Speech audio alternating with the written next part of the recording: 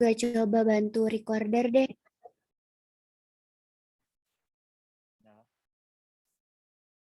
Udah ya, udah di record ya. Udah.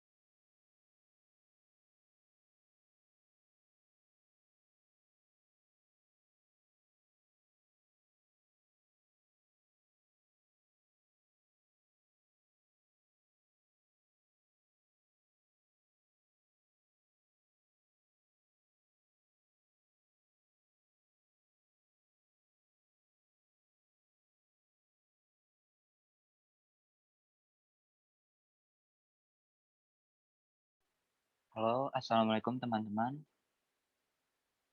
Selamat siang semua. Waalaikumsalam. Jadi, kita mulai saja acara webinar pada siang hari ini. Sembari menunggu yang lainnya datang, saya buka. Assalamualaikum warahmatullahi wabarakatuh. Waalaikumsalam. Waalaikumsalam warahmatullahi wabarakatuh. Selamat siang semuanya, salam sejahtera untuk kita semua. Pertama-tama, mari kita panjatkan puji syukur atas kehadiran Allah Subhanahu wa Ta'ala yang telah memberikan nikmat dan karunia kepada kita semua, sehingga kita dapat berkumpul pada webinar siang hari ini dengan keadaan sehat walafiat. Salawat serta salam tak lupa juga kita curahkan kepada junjungan besar kita Nabi Muhammad Shallallahu Alaihi Wasallam beserta keluarga dan para sahabatnya, karena berkat perjuangan beliau kita bisa keluar dari zaman jahiliyah menuju zaman Islam seperti sekarang ini, yang insya Allah diridhoi oleh Allah Subhanahu Wa Taala. Para hadirin sekalian, izinkan saya memperkenalkan diri. Nama saya Zikri Zawarullah. Saya akan memandu acara webinar pada siang hari ini dan akan membacakan susunan acara yang akan dilaksanakan. Yang pertama yaitu pembukaan, yang kedua menyanyikan lagu Indonesia Raya dan Mars Muhammadiyah, yang ketiga sambutan dari Bapak Ihwan Arifin, LCMM, selaku dosen pembimbing lapangan KKN Universitas Muhammadiyah Jakarta, kelompok 52. Yang keempat, ada pemaparan materi yang akan disampaikan oleh dua narasumber. Yang pertama, pemaparan materi akan disampaikan oleh Bapak Ahmad Arifin, selaku anggota Komisi A DPRD Kota Depok. Mohon maaf sebelumnya, kami tidak bisa menghadirkan beliau karena pada siang hari ini beliau ada rapat paripurna secara mendadak. Untuk itu, penyampaian materi akan disampaikan dan digantikan oleh Bapak Sandi Hanapia, selaku staf khusus dari Bapak Ahmad Arifin. Dan pemaparan materi kedua akan disampaikan oleh Bapak Ihsan Sodik, Escape Nurse, perwakilan dari Tenaga Kesehatan RSPMI Bogor. Oh ya, boleh teman-teman, sebelumnya bisa ya on kamera.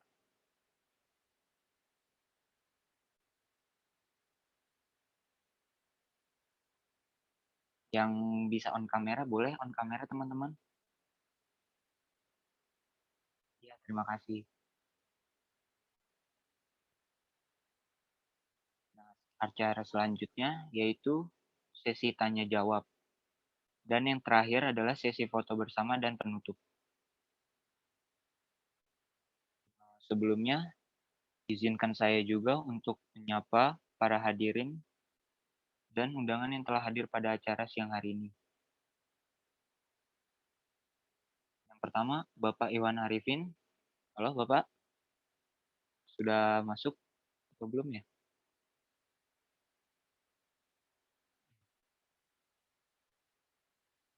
Mungkin nanti segera masuk Bapaknya. Yang kedua, Bapak Sandi Hanapia. Halo Bapak,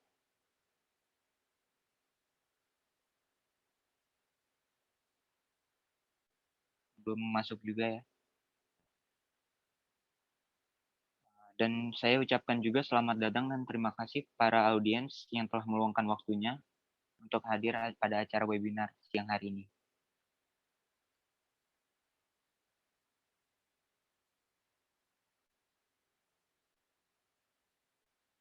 Bagaimana panitia yang lain bisa dikontak narasumbernya untuk kita mulai acaranya?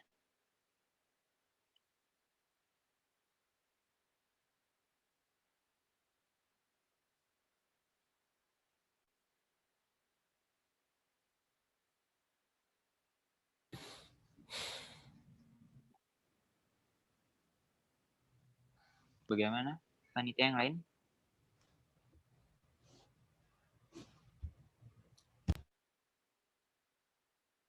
Oh, nampaknya Bapak Ihsan Sodik sudah hadir ya.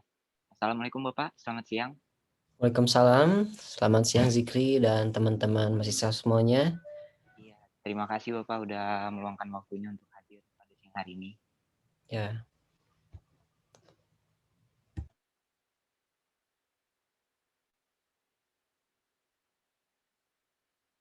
Untuk acara selanjutnya, mungkin kita bisa sambil menunggu para tamu yang lain. Boleh Pak, gue perkenalkan diri dulu, lebih jelasnya. Tadi saya sempat membacakan. Iya Pak, Bapak Ihsan Sodik. oh saya, oke. Bismillahirrahmanirrahim. Assalamualaikum warahmatullahi wabarakatuh. Perkenalkan, nama saya Ihsan Sodik. Saya saat ini bekerja di Rumah Sakit PMI Bogor sejak tahun 2012. Perkenalan, apalagi ya. Untuk pendidikan terakhir saat D3 saya di Poltekkes Kemenkes Bandung, program studi keperawatan Bogor tahun 2011. Untuk S1 keperawatan di Sekolah Tinggi Ilmu Kesehatan Indonesia Maju tahun 2016, kemudian profesi nurse-nya sama di Sekolah Tinggi Ilmu Kesehatan Indonesia Maju tahun 2018. Untuk pekerjaan awal pertama setelah lulus di Rumah Sakit Bakti Yuda tahun 2011, sama di kamar operasi. Untuk di Rumah Sakit PMI Bogor juga dari tahun 2012 sampai sekarang di kamar operasi. Untuk organisasi, untuk kepengurusan, saat ini saya mengikuti pengurus Himpunan Perawat Kamar Bedah Indonesia dari tahun 2014. Saat ini di bidang pendidikan dan pelatihan SDM. Kemudian ada Dewan Pengurus Komisariat PPNI Rumah Sakit PMI Bogor dari tahun 2018 sampai sekarang sebagai Koordinator Sistem Informasi dan Komunikasi. Selain itu ada sebagai Komite Promosi Kesehatan Rumah Sakit PMI Bogor, dan saat ini mengikuti juga pengurus Komite Keperawatan di Rumah Sakit PMI Bogor sebagai sekretaris. Mungkin itu aja. Ada yang mau ditanyakan kembali? Baik, terima kasih ya Bapak. Mungkin kita bisa masuk ke acara selanjutnya. Silakan. Untuk mempersingkat waktu juga, mari kita buka acara webinar yang bertema Optimalisasi Penanganan COVID-19 dengan menerapkan perilaku hidup bersih dan sehat pada hari ini dengan mengucap basmalah. Bismillahirrahmanirrahim. Acara selanjutnya yakni akan menyanyikan lagu Indonesia Raya dan Mars Muhammadiyah. Kepada panitia, kami persilakan untuk share screen.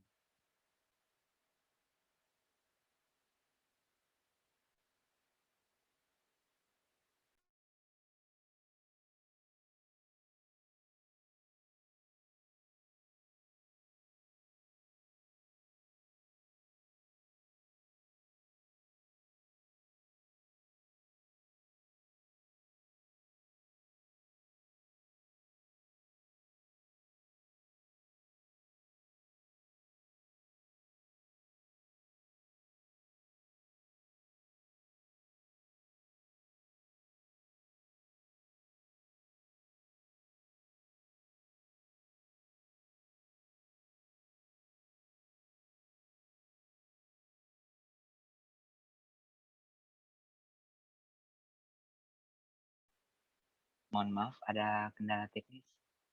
Boleh diulang untuk operatornya?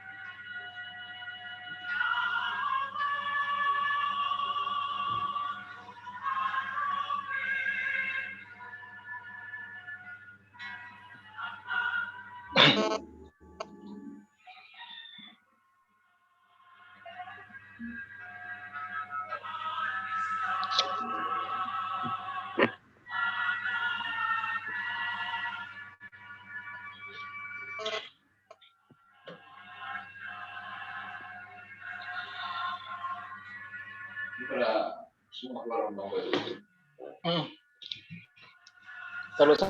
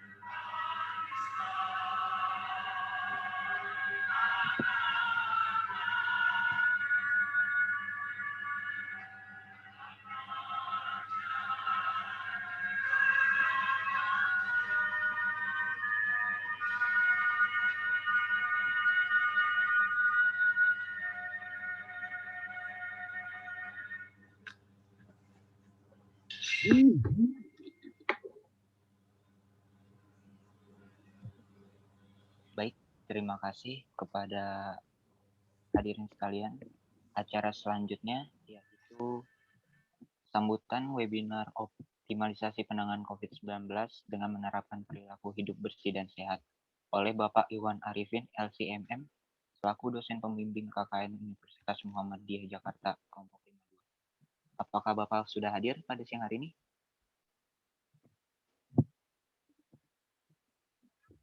Baik. Alhamdulillah. Terima kasih Pak sudah hadir. Kepada Bapak kami persilahkan. Bismillahirrahmanirrahim. Assalamualaikum warahmatullahi wabarakatuh. Jalan. Waalaikumsalam warahmatullahi wabarakatuh. Yang sama-sama kita hormati dan kita muliakan Bapak Mat Arif, insya Allah akan berkenan hadir ya di acara webinar kita. Kemudian narasumber yang kedua yaitu di sini siapa? Mas Ihsan Sodik ya. Hadir Mas Ihsan. Hadir Pak. Saya tengok Mas Ihsan sudah standby ini di awal. Ya Mas Ihsan ini adalah tenaga kesehatan ya Mas ya, dari Rumah Sakit PMI Bogor Kota. Ya, betul Pak. Insyaallah kedua narasumber ini kita akan sama-sama menyimak dan sama-sama mendengarkan tema yang nantinya akan disampaikan melalui tema webinar kita di siang yang berbahagia ini, yaitu mengenai optimalisasi penanganan COVID-19 dengan menerapkan perilaku hidup bersih dan hidup sehat PHBS. Para peserta webinar, para akademisi, Sivitas Akademika Keluarga Besar Universitas Muhammadiyah Jakarta yang saya banggakan.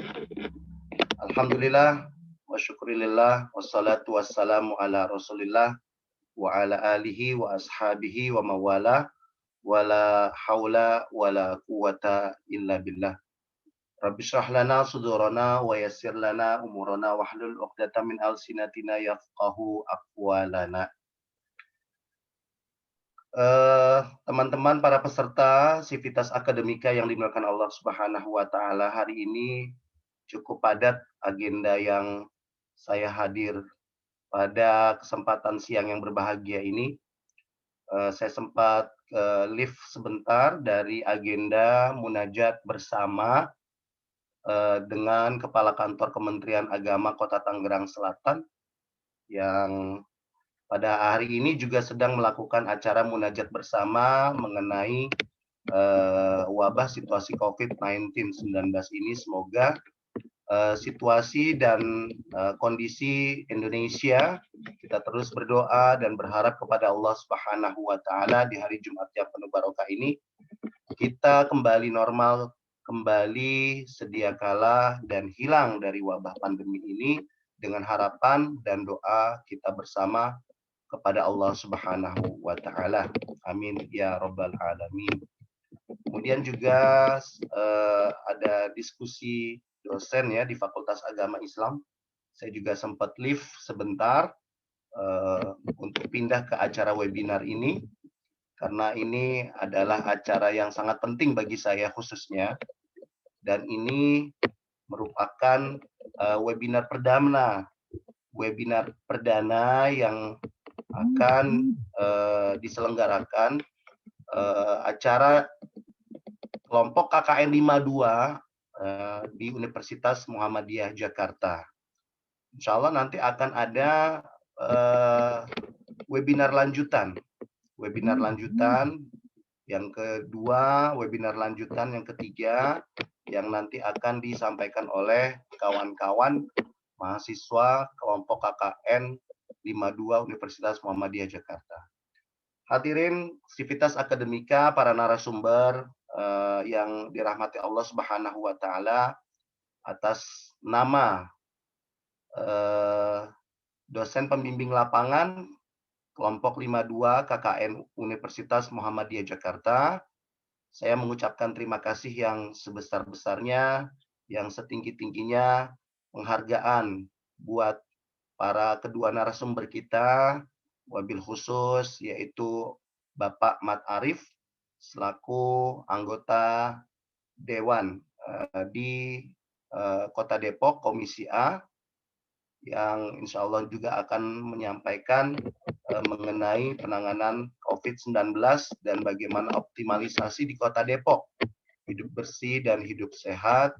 Kemudian juga nanti akan disampaikan oleh Mas Ihsan Sodik mengenai optimalisasi hidup bersih dan hidup sehat, bagaimana supaya kita agar bisa mengatasi wabah ini, mengatasi pandemi ini dengan cara hidup sehat, dan bagaimana kita dapat mengoptimalkan diri kita semaksimal mungkin agar kita tidak punya kepanikan, punya kebimbangan, punya was-was, apalagi ada framing-framing yang mainstream ya, sehingga menyebabkan saturasi oksigen turun, imunitas turun, ya, dan hal-hal faktor-faktor yang menyebabkan kesehatan kita menjadi turun.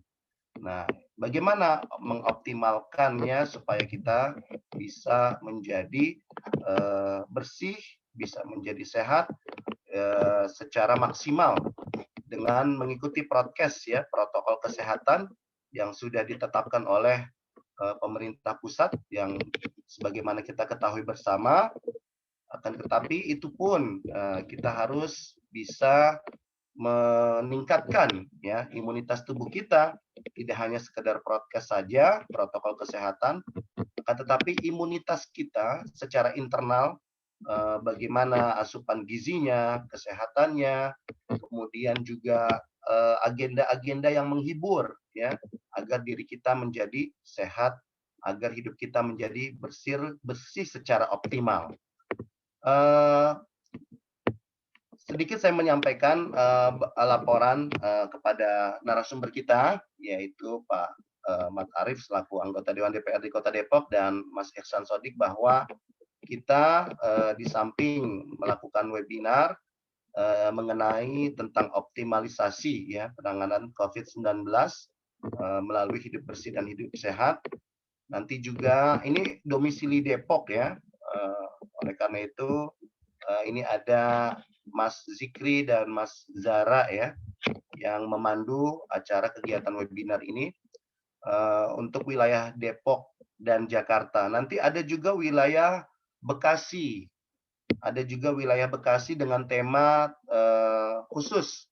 Kalau tidak salah Bekasi itu ya bimbingan mahasiswa KKN 52 di saya Bekasi bekerja sama dengan Lembaga Konsumen Indonesia yang nantinya juga mungkin ya domisili Bekasi peserta KKN 52 ini akan ya bekerja sama dengan lembaga mitra Lembaga Konsumen Indonesia bagaimana mengenai asupan makanan dan minuman yang sehat agar menjadi optimal terhindar dari wabah COVID-19, menjaga imunitas tubuh yang sehat dan tetap prima. Kemudian juga di Tangerang Selatan ya, ada domisili di Tangerang Selatan. Ini juga ada kegiatan acara yang nantinya akan dibuat ya mengenai webinar tentang kegiatan bercocok tanam ya. Kegiatan bercocok tanam, hidup bersih, hidup sehat ya. Go green gitu dengan metode hortikultura dan poliponik ya agar supaya kegiatan-kegiatan berkebun di rumahnya masing-masing ya tampil hidup bersih, hidup hijau, hidup sehat dan tidak kumuh sehingga hiburan-hiburan itu yang dapat menjadikan pekarangan rumah kita, lingkungan kita selalu bersih dan sehat dengan melakukan kegiatan-kegiatan yang dapat menghibur diri kita menjadi sehat. Para peserta webinar, para hadirin Sivitas Akademika Universitas Muhammadiyah Jakarta, ini adalah laporan yang ingin saya sampaikan kepada kawan-kawan mahasiswa dan mahasiswi, para peserta yang hadir di webinar ini. Semoga yang hadir yang bisa meluangkan waktunya di webinar ini bisa menyimak dengan baik, juga bisa mendengarkan ya dengan seksama bahwa ini adalah penting bagi kita semua bagaimana optimalisasi penanganan COVID-19 melalui hidup bersih dan hidup sehat PHBS, dan semoga kita semua yang hadir pada kesempatan kali ini terus diberikan kesehatan jasmani, kesehatan rohani dari Allah Subhanahu wa Ta'ala. Terakhir saya ucapkan terima kasih kepada para peserta yang hadir di webinar ini, wabil khusus kepada kedua narasumber kita, dan saya ucapkan penghargaan yang setinggi-tingginya buat kedua narasumber. Kami haturkan banyak terima kasih. Semoga acara ini dapat berjalan lancar, sukses selalu atas nama DPL KKN 52 di Universitas Muhammadiyah Jakarta, mengucapkan yang sebesar-besarnya atas kehadiran kawan-kawan mahasiswa Sivitas Akademika dalam kegiatan webinar ini, dan Allah Subhanahu wa Ta'ala selalu menyertai kita. Allah Subhanahu wa Ta'ala selalu memberikan taufik hidayah dan inayah kepada kita semua, dan mohon maaf atas segala kekurangan dan khilafan. Wabillahi taufiq wal hidayah. Wassalamualaikum warahmatullahi wabarakatuh. Waalaikumsalam warahmatullahi wabarakatuh. Baik, terima kasih Bapak Iwan Arifin selaku dosen pembimbing kelompok 52. Ada informasi yang harus disampaikan bahwa pada siang hari ini Bapak Mat Arifin tidak bisa hadir dikarenakan ada kesibukan secara mendadak. Maka pada pemaparan materi pertama hari ini akan disampaikan oleh Bapak Sandi Hanafiah selaku staf khusus dari Bapak Mat Arifin. Apakah Bapak Sandi Hanafiah sudah hadir?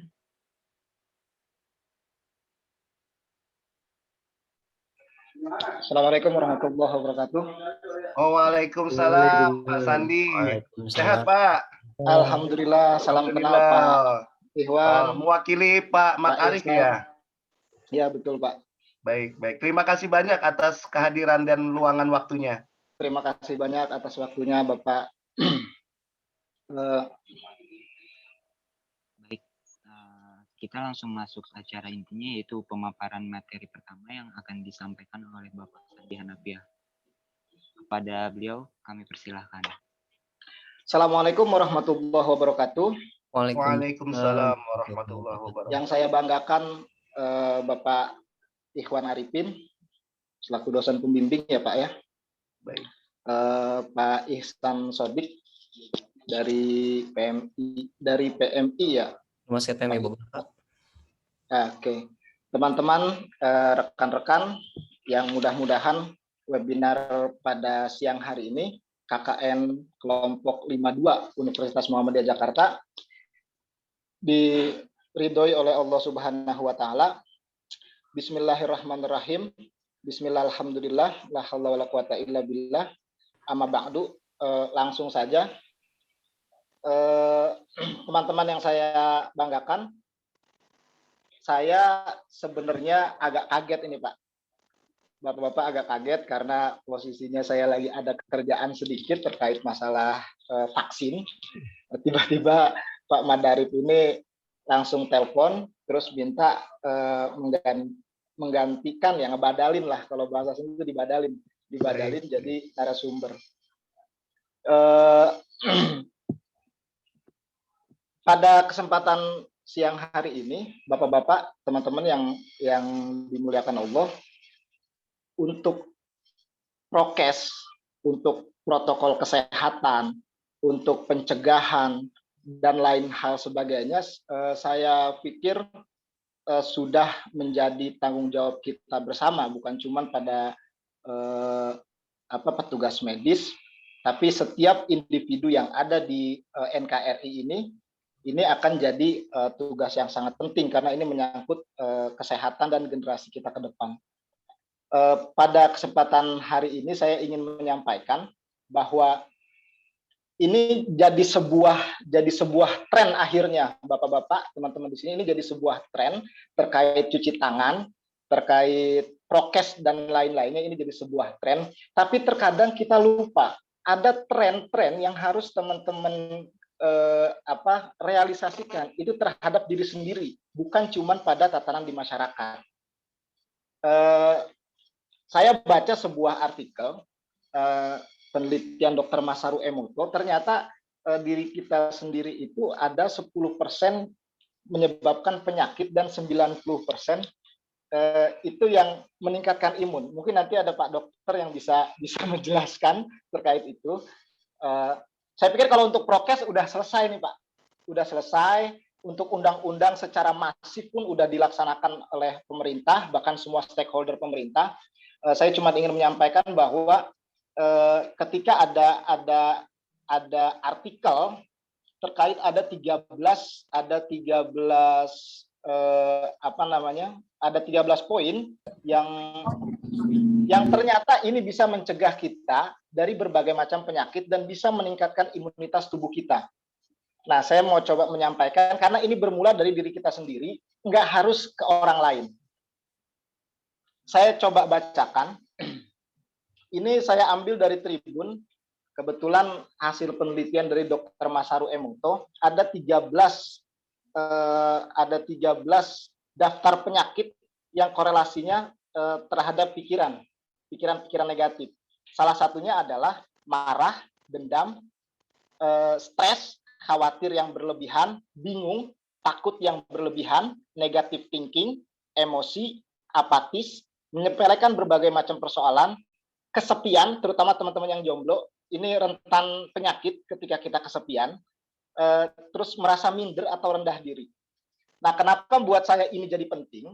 Karena hari ini bicara virus COVID-19 adalah sebuah framing, Pak. sebuah framing di mana masyarakat hari ini punya satu ketakutan yang menurut saya agak berlebihan. Sehingga ini berpengaruh terhadap imunitas tubuh. Padahal kalau kita kaitkan dalam sisi agama, bicara kebersihan itu udah jadi sunnatullah yang harus kita jalanin setiap hari. Enggak cuman ada COVID-19 atau enggak ada, itu wajib kita jalankan, seperti halnya mencuci tangan, mencegah kerumunan dan lain-lain. Ini menjadi satu, saya pikir sunnah yang setiap hari harus kita lakukan. Nah, terkait COVID-19 penyebaran dan lain-lain, justru kita harus memaksimalkan media digital di mana ini yang tadi di awal saya bilang, framing itu bisa berubah dari digitalisasi. Karena urbanisasi dari faktual ke dunia maya hari ini begitu masif, terutama teman-teman anak muda yang kayaknya kalau ada 48 jam itu dia main HP 48 jam, Pak.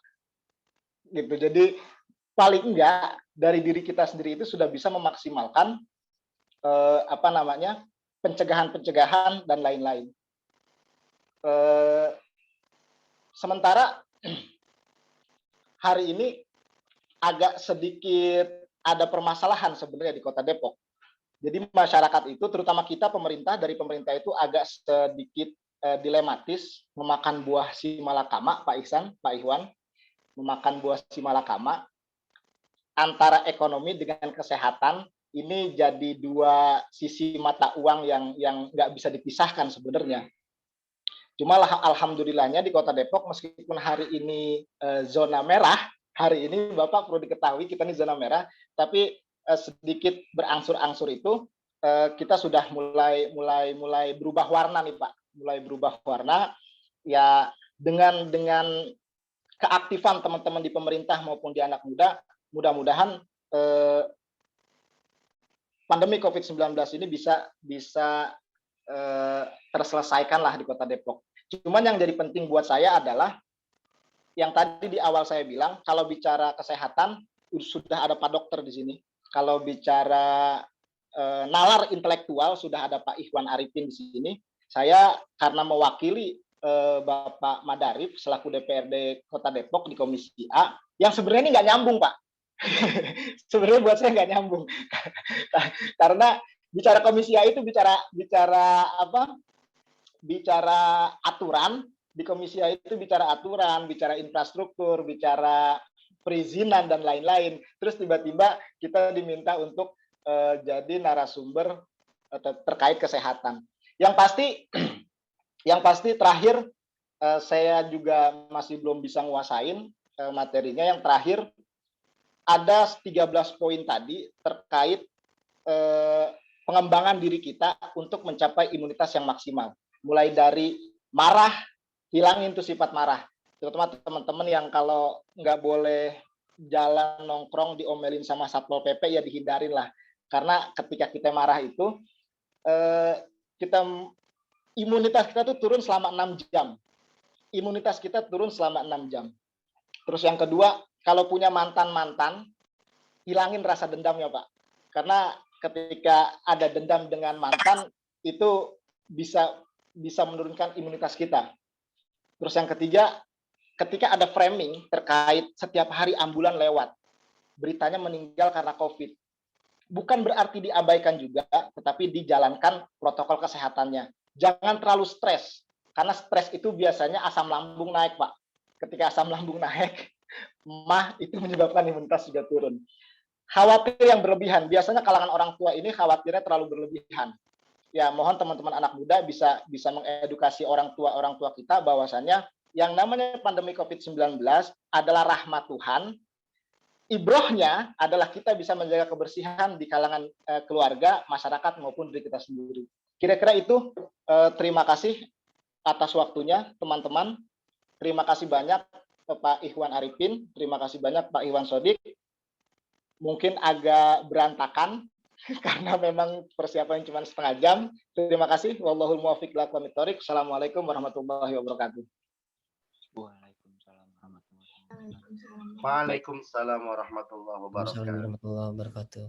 Baik, terima kasih Bapak Sandi Hanafiah selaku staf khusus dari Bapak Mukhtarifin yang tidak bisa hadir pada siang hari ini. Selanjutnya, pemaparan materi kedua akan disampaikan oleh Bapak Ihsan Sodik, Escape Nurse selaku tenaga kesehatan RSPMI Bogor. Pada Bapak Ihsan Sodik, kami persilahkan. Oke, terima kasih Zikri atas waktunya. Bismillahirrahmanirrahim. Assalamualaikum warahmatullahi wabarakatuh. Waalaikumsalam warahmatullahi wabarakatuh. Ya, punten klarifikasi dulu ya tadi Pak Sandi. Saya adalah tenaga kesehatan perawat dari Rumah Sakit PMI Bogor, bukan dokter. Oh, siap. Oke. Mungkin bisa share screen untuk Zara, karena saya akan menyampaikan materi untuk menayangkan juga PowerPoint-nya.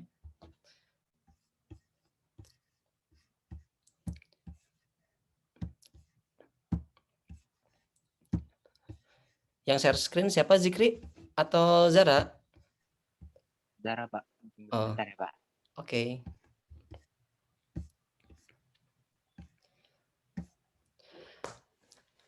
Tadi yang dibahas itu adalah stres atau khawatir berlebihan yang bisa menjadi penyakit karena diri sendiri, itu namanya psikosomatis, Pak. Betul.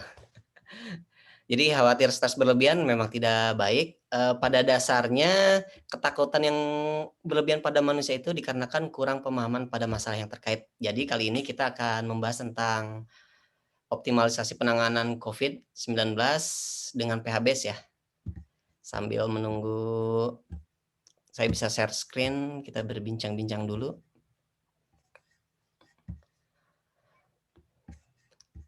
Gimana Zikri, sudah? Lagi ada kendala teknis ya, Pak. Oh ya.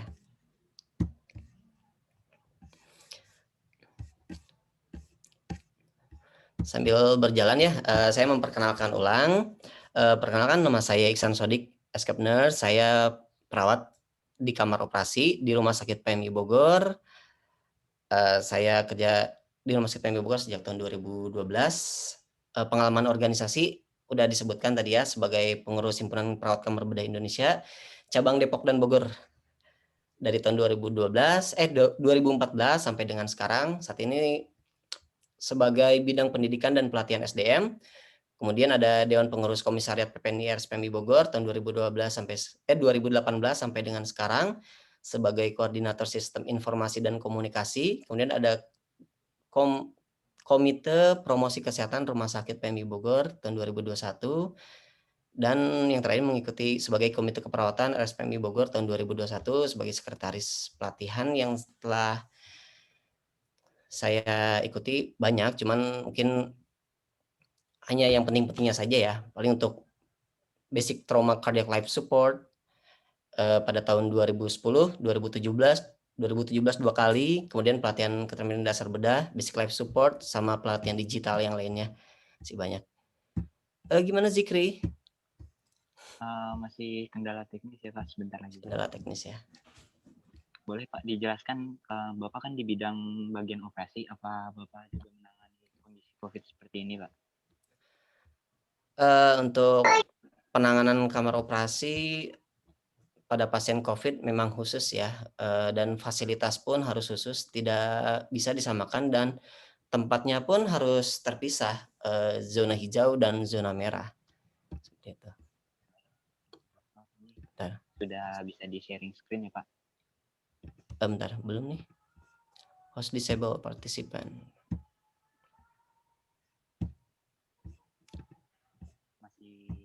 Masih belum nih? Iya, Pak. Oke. Mungkin sambil dimulai aja ya, sebelum PowerPoint-nya mulai, kita penjelasan tentang coronavirus. Sambil pembukaan dulu ya.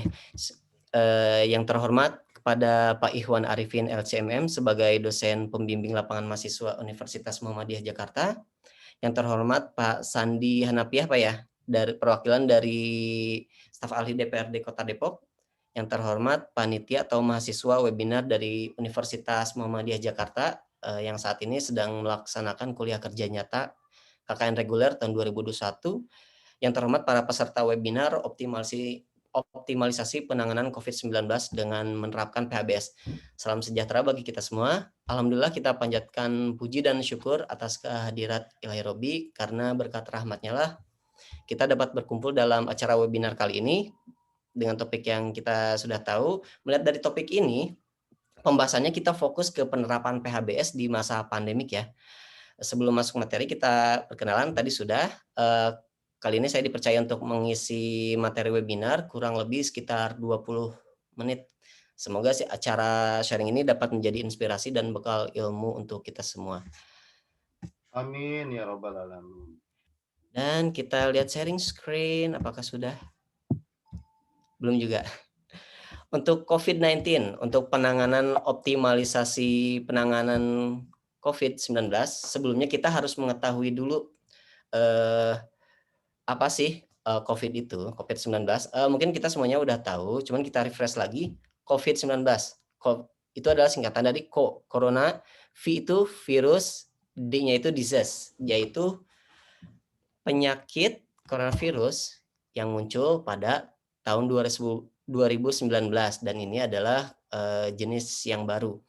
Gejala klinis yang dirasakannya itu pada umumnya ada demam, batuk, pilek, letih lesu, sakit tenggorokan, gangguan sesak pernafasan. Kalau untuk yang sekarang ditambah lagi anosmia, ada linu-linu di punggung dan di otot-otot.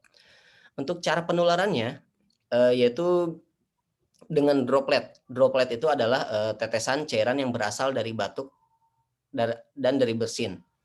Nah, kemudian ada kontak pribadi seperti menyentuh dan berjabat tangan, karena terpapar cairan berasal dari droplet tersebut. Nanti kita tayangkan ya untuk videonya supaya lebih jelas secara visualnya. Kemudian penularannya menyentuh benda atau permukaan dengan virus di atasnya, kemudian menyentuh mulut, hidung, mata yang sebelum mencuci tangan. Kemudian kelompok yang beresiko itu nanti ada beberapa yang seperti kita tahu, ada OTG, ODP, PDP, konfirmasi komorbid. Apa sih itu satu-satu ya kita bahas. OTG itu adalah orang tanpa gejala. Orang yang tidak bergejala dan memiliki resiko tertular dari orang positif atau yang terkonfirmasi. Orang tanpa gejala merupakan kontak erat yang dengan kasus positif 19.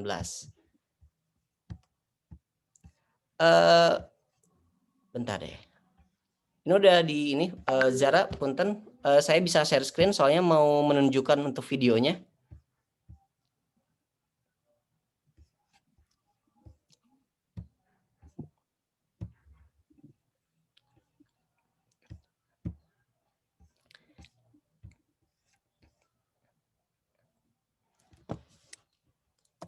Bisa sharing screen. Zara. Oke, sambil ini ya, sambil menunggu bisa sharing screen.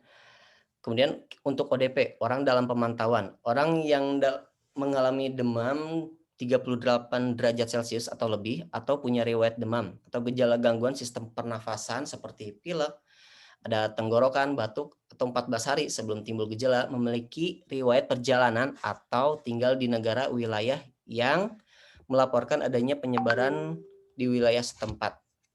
Kemudian untuk PDP, pasien dalam pengawasan. Orang yang dengan infeksi saluran pernafasan akut atau ISPA, yaitu demam 38 derajat Celcius atau lebih, atau ada riwayat demam lah, disertai salah satu gejala tanda penyakit pernafasan seperti ada batuk, pilek, sesak, sakit tenggorokan, ada pneumonia dari ringan hingga berat. Kemudian ada orang yang demam di atas 38 derajat atau punya riwayat ISPA pada 14 hari sebelumnya. Kemudian untuk konfirmasi adalah pasien yang terinfeksi COVID-19 dengan hasil pemeriksaan tes positif melalui pemeriksaan PCR. Oke, sebenarnya udah bisa sharing screen ya. Bentar.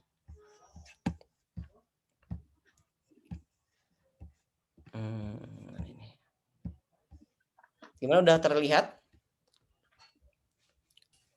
Baik, Bapak, sudah. Oke, terima kasih. Jadi ini ya, untuk pemahaman coronavirus disease tahun 2019 secara umumnya. Nah, baiklah, kita melihat ya untuk cara proses penularannya seperti apa.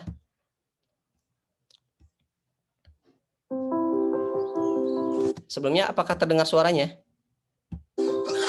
Tanpa disadari. Ada suaranya? Dari video? Ada. Oke, siap.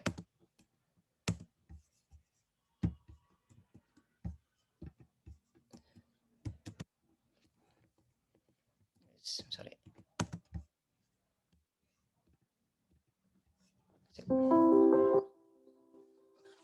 Tanpa disadari, virus dapat menyebar Itu yang namanya kita droplet tadi. melalui hal yang dilakukan sehari-hari. Virus tersebut dapat menular secara berantai, mulai dari satu orang ke orang yang lain, lalu ke orang lainnya lagi, hingga dapat menular ke banyak orang. Kita dapat mencegah penyebaran virus. Tutup hidung dan mulut ketika batuk atau bersin. Buang tisu bekas pakai ke tempat sampah tertutup. Cuci tangan pakai sabun sesering mungkin. Semakin banyak yang mencegah, semakin banyak yang terlindungi. Sesederhana itu untuk penularan virus COVID-19 ini, dan sebetulnya cara-cara sederhana itu kita bisa atasi ya dari dulu, cuman karena ini pandemi jadi harus ada kekhususan. Pertama, kita harus jaga diri dulu, dari diri sendiri, keluarga, dari COVID. Nah, ini dengan cara yang sederhana itu lebih sering mencuci tangan dengan sabun atau dengan menggunakan air mengalir atau menggunakan hand sanitizer.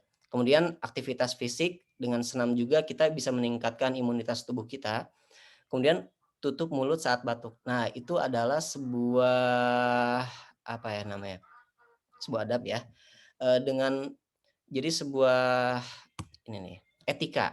Sebuah etika supaya penularan tidak menyebar. Kita tutup dengan lengan atas seperti ini atau dengan tisu, kemudian tisunya kita langsung buang ke tempat sampah. Jangan sampai kita membuang tidak pada tempatnya. Nah, itu adalah sebuah hal kecil yang bisa membuat celaka banyak orang. Kalau untuk sekarang ya bisa dibilang celaka karena untuk gejala yang kali ini itu lebih berat. Kemudian segera mengganti baju atau mandi sesampainya di rumah setelah berpergian.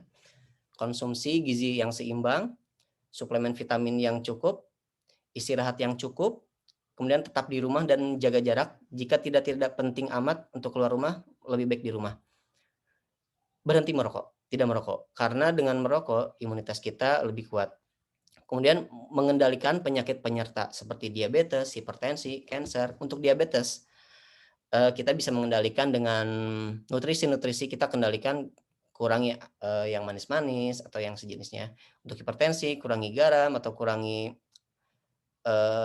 pikiran stres yang berlebihan, seperti yang Pak Sandi tadi bilang.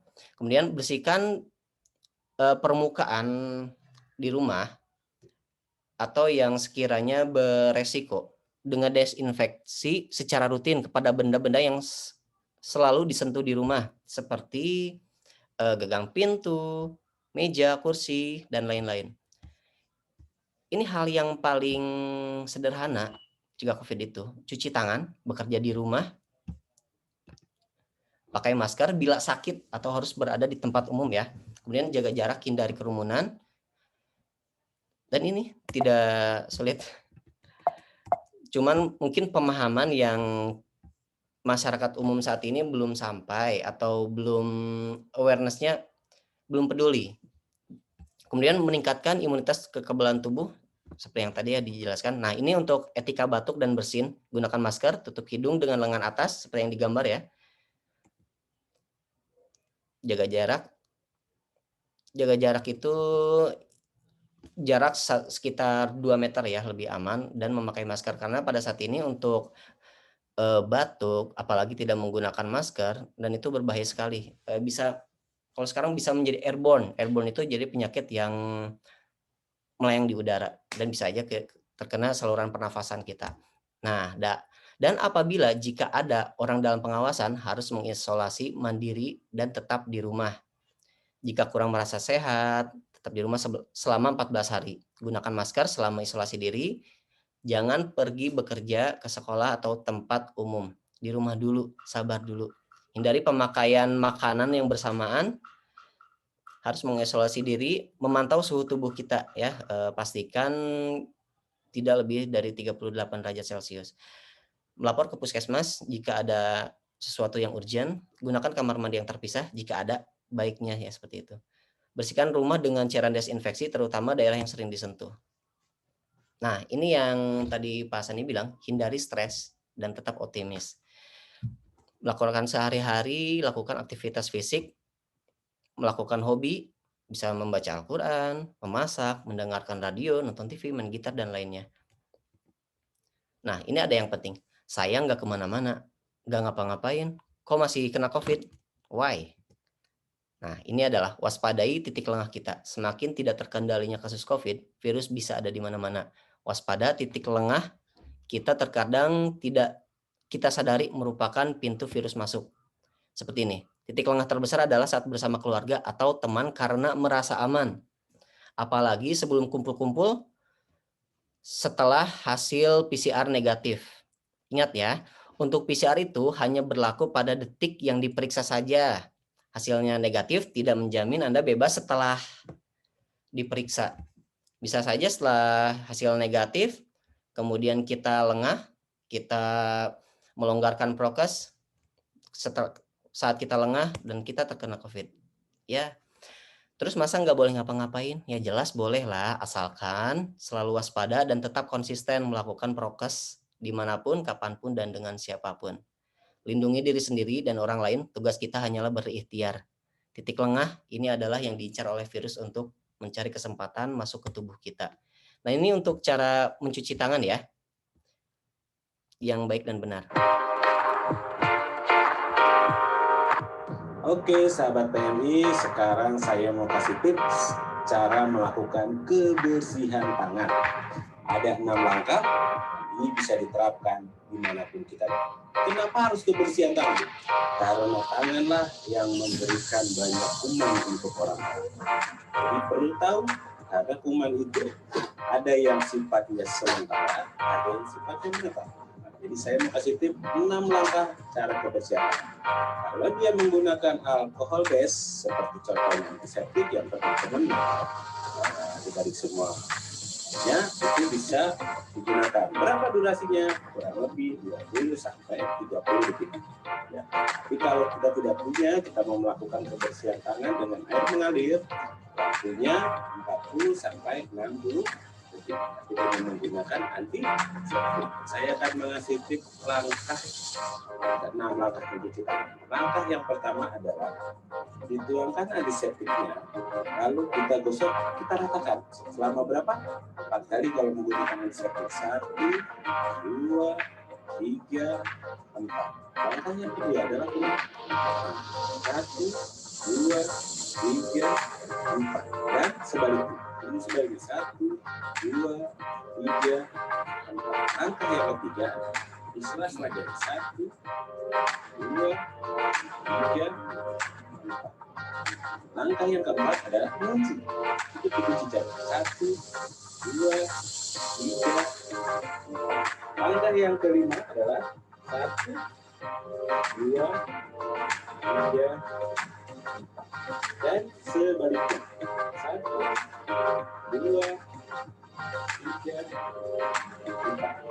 Langkah yang kelima 1, 2, 3, 4. Dan sebaliknya 1, 2, 3, 4. 6 langkah sudah, itu adalah cara untuk memutus mata rantai pencegahan infeksi. Semoga bermanfaat buat sahabat PMI kita semua. Oke, see you next time. Bye-bye.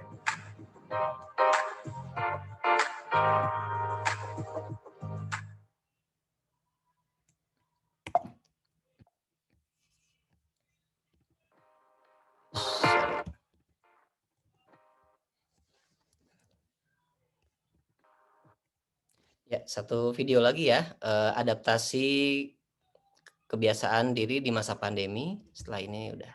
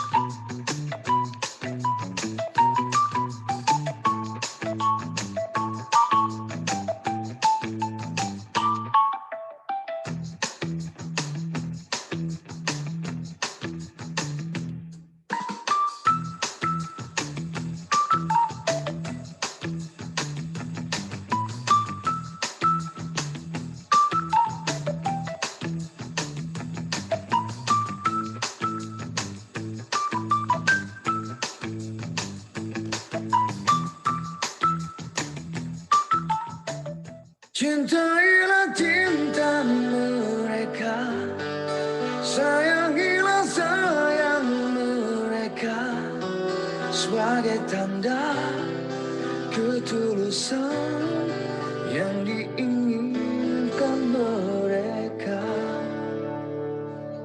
Kadang manusia kan mengalami dan melaluinya, dan kadang manusia kan menerima dan merelakannya.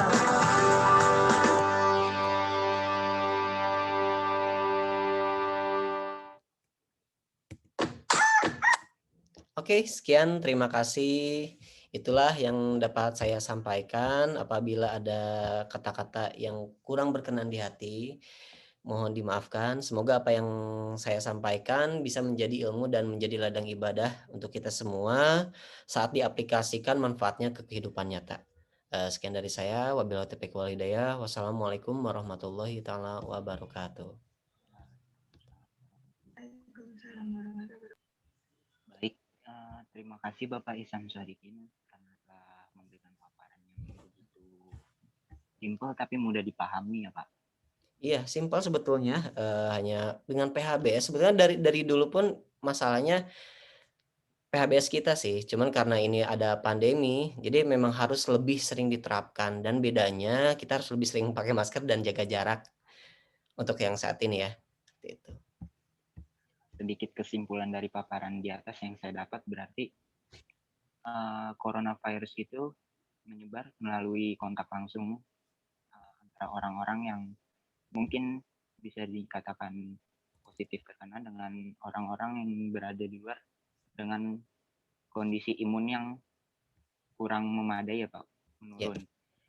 Nah, maka dari itu atas kesadaran diri masing-masing kita harus tetap mematuhi protokol kesehatan dan menjaga diri untuk melindungi orang-orang terdekat dari kita dan termasuk diri kita sendiri. Baik, sesi selanjutnya yaitu sesi tanya jawab ya Pak. Boleh, dipersilahkan. Karena pemaparan materi kita yang satu Bapak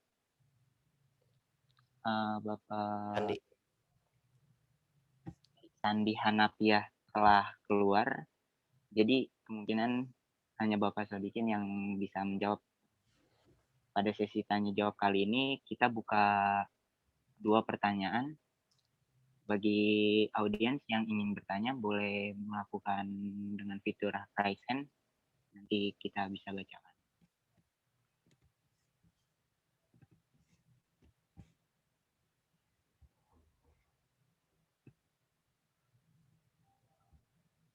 Apakah ada yang ingin bertanya? Silakan peserta webinar, ada yang mau bertanya? Oh, ada Mas Ihsan Sodik nih dari Tenaga Kesehatan Rumah Sakit PMI. Baik, nih ada satu pertanyaan Pak dari Abu Hurairah Muhammad Zaki Al-Malik. Ya, dibacakan aja moderator. Assalamualaikum Kak, saya Abu Hurairah dari Depok. Saya ingin bertanya, jika seandainya vaksin gratis tapi keluarga melarang vaksin walaupun gratis karena takut ada efek samping dari video yang beredar dari keluarga saya, contohnya efek samping kulit menjadi lumpuh, bentol-bentol, panas, merah, dan lain-lain. Bagaimana Kak sarannya? Boleh Bapak Ihsan Sodik dijawab. Baiklah. Ini adalah sesuatu hal yang wajar, ketakutan, karena belum terpaparnya informasi yang jelas. Mungkin kita jika melihat sebuah informasi itu, kita harus langsung kepada sumber yang memang berkompeten.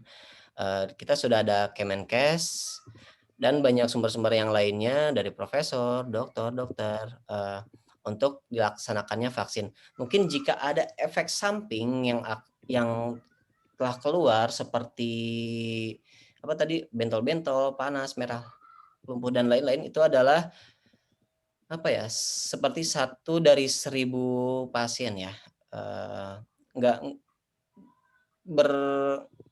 tidak banyak, soalnya untuk divaksin pun nanti ada screening, jadi nanti kita diwawancara apakah mereka punya riwayat penyakit komorbid yang tidak bisa dikendalikan. Tapi misalkan jika ada punya penyakit komorbid atau penyakit bawaan seperti diabetes mellitus, jika terkendali, ya boleh silahkan untuk dilakukan vaksinasi.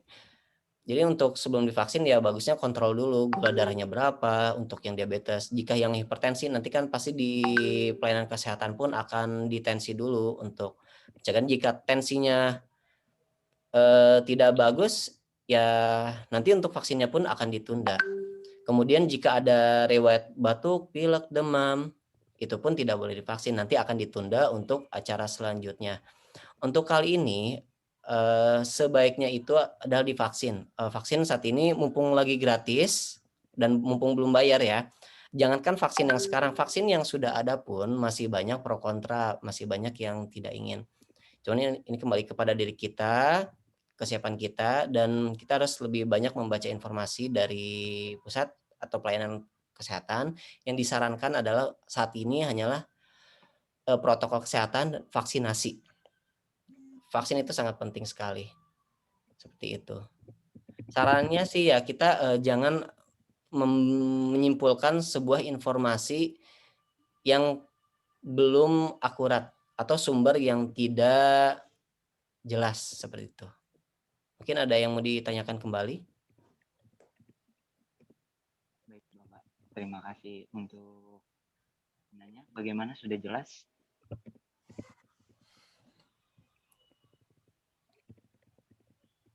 Alhamdulillah sudah jelas ya, Pak. Ini juga ada pertanyaan tadinya dari Pak Iwan Arifin. Kayaknya dia mau nanya kepada narasumber pertama, tapi sayangnya narasumber pertamanya juga sudah live ya, Pak. Iya, apakah saya harus jawab? Soalnya ini kan untuk regulasi ya di Kota Depok. Bukan wewenang saya untuk menjawab ini.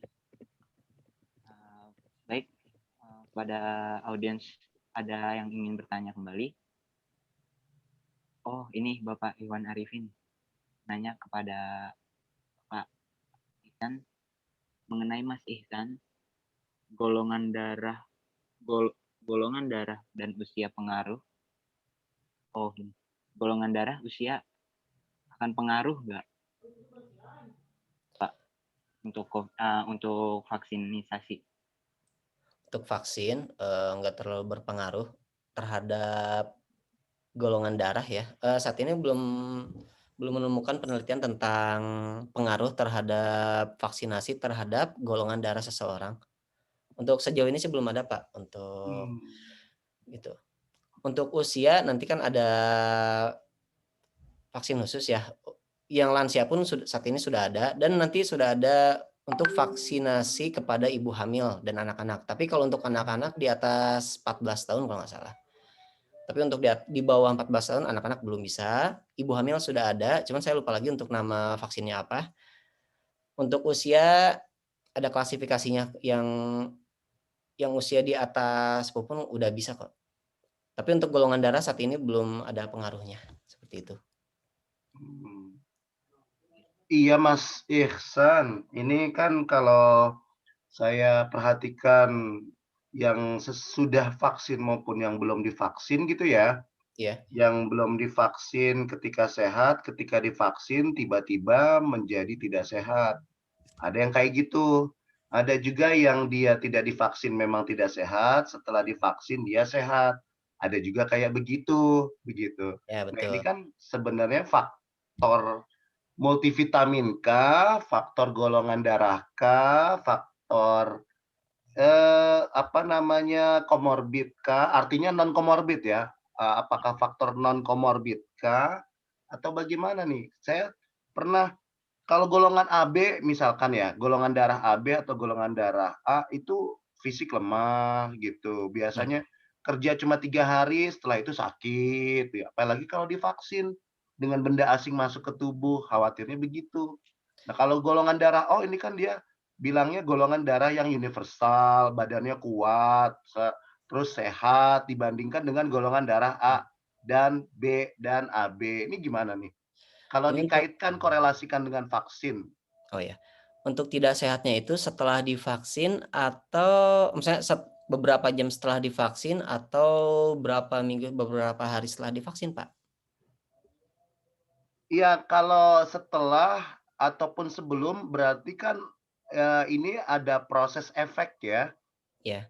Ada proses efek. Artinya ketika belum divaksin aja nih ya, orang yang punya golongan darah A, B atau AB, memang dampaknya dia kalau kerja itu nggak bisa maksimal begitu loh.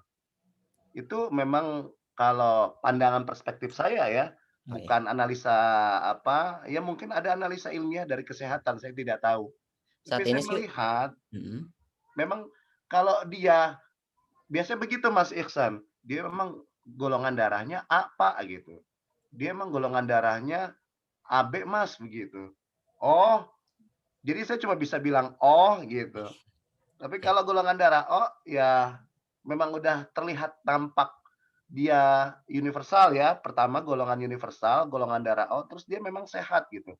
Nah, faktor yang golongan darah A, B, dan AB ini ada nggak ya analisa ilmiahnya, literasi ilmiahnya?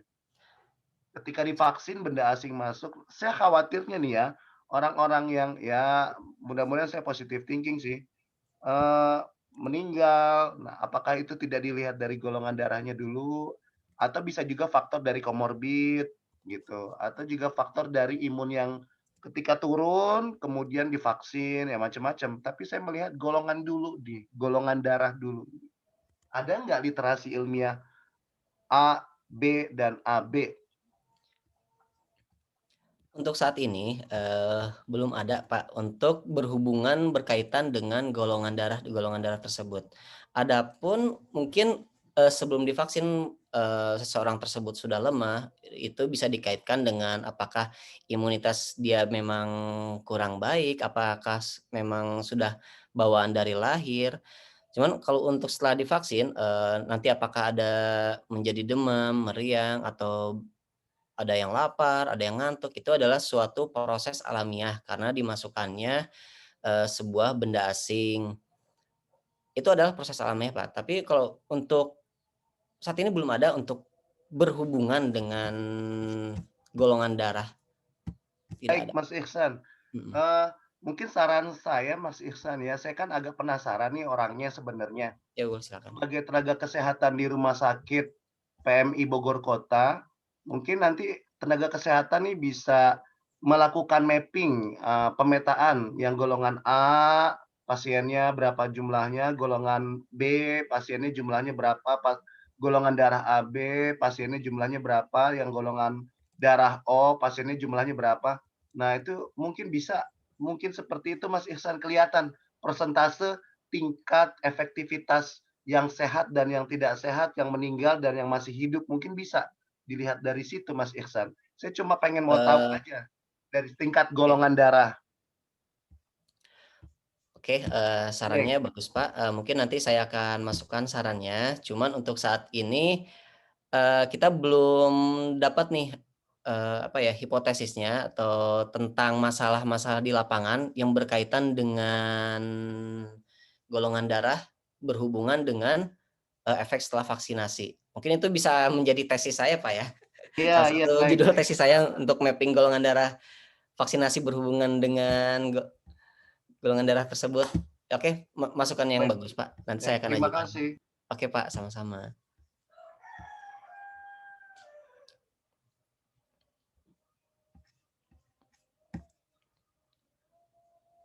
Zikri masih suaranya Ini masih di mute tuh, dibuka. mute dulu. Ya, baik. Terima kasih atas pertanyaan Bapak Ikhwan. Dan terima kasih juga untuk Bapak Ihsan telah menjawab pertanyaannya. Selanjutnya ini ada pertanyaan terakhir dari Faisa Ibanes. Assalamualaikum Bapak, saya Faisa Ibanes dari Bekasi. Seperti yang kita ketahui, dengan vaksin bisa meningkatkan herd immunity terhadap virus corona ini. Tapi yang terbentuk ini malah herd stupidity, di mana banyak orang-orang yang tidak percaya tentang COVID-19. Bagaimana tanggapan Bapak tentang situasi seperti ini? Pak dijawab. Ya, seperti yang telah saya sebutkan tadi, heard stupidly. Ini berkaitan dengan kekurangan paparan informasi dan sebuah awareness dan kepedulian terhadap masalah sekitar. Mungkin karena dia kurang melihat secara langsung ya, dan atau kurang pemahaman intinya.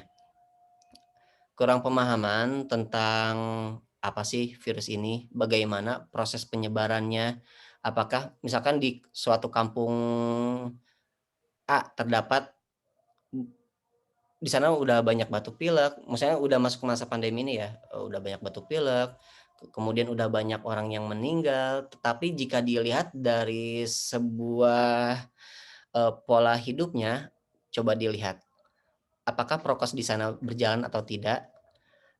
Apakah di sana sudah, atau mau untuk dilakukan pemeriksaan PCR atau seenggaknya untuk swab antigen? Atau apakah mereka menerapkan prokes, setidaknya untuk batuk saja ditutup dengan etika batuk?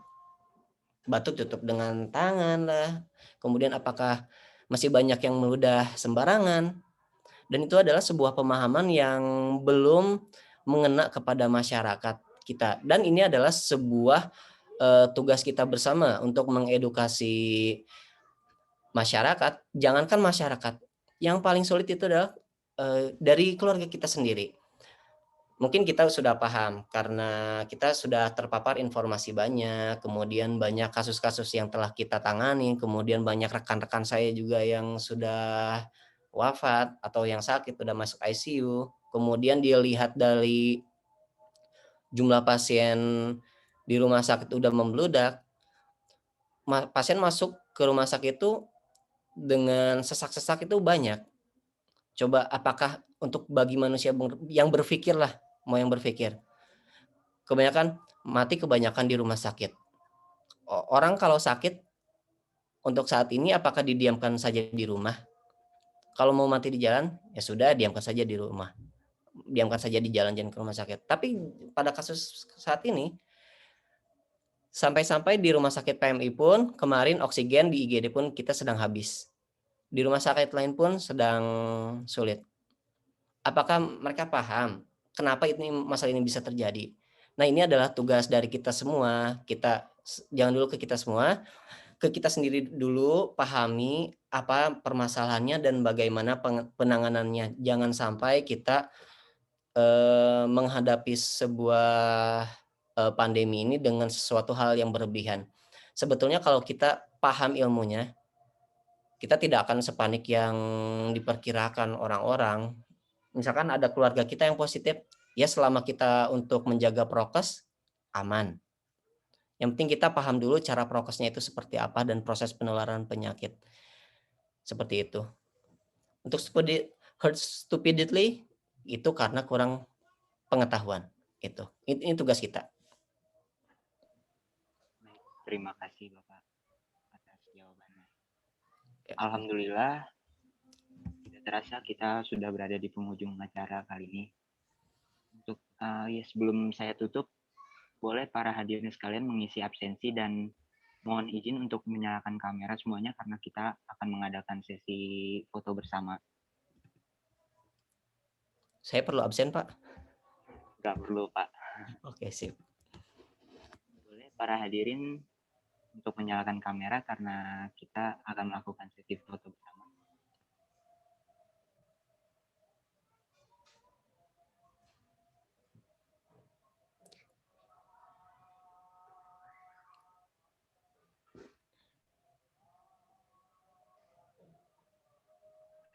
Boleh kita mulai?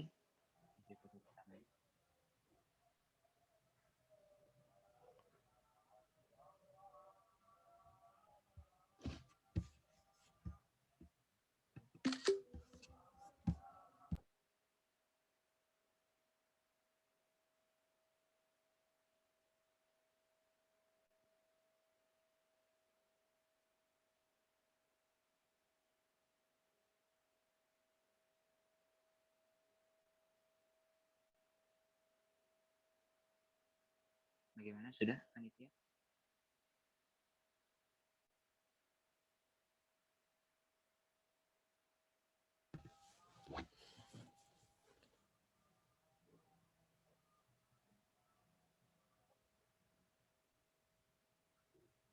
Baik. Saya tutup acara pada siang menjelang sore hari ini. Sebelumnya kami dari kelompok 52 KKN Universitas Muhammadiyah Jakarta, domisili Depok, mengucapkan terima kasih yang sebesar-besarnya kepada seluruh hadirin atas partisipasinya dalam acara kali ini. Dan terima kasih juga kepada Bapak Iwan Arifin selaku DPL kelompok KKN kami, kelompok 52, kepada Bapak Sandi Hanafiah dan Bapak Ihsan Sodikin selaku narasumber pada acara siang hari ini, dan kepada seluruh audiens yang hadir pada siang hari ini. Saya Zikri Zabarullah pamit undur diri dan meminta maaf jika ada kesalahan kata. Semoga acara webinar pada hari ini dapat bermanfaat bagi kita semua. Dan sampai jumpa lagi dalam acara berikutnya. Wabillahi taufiq wal hidayah. Wassalamualaikum warahmatullahi wabarakatuh. Waalaikumsalam warahmatullahi wabarakatuh. Baiklah. Oke, saya izin pamit ya semuanya. Ya Pak, terima kasih banyak ya Pak. Oke, assalamualaikum. Waalaikumsalam. Waalaikumsalam, Bapak.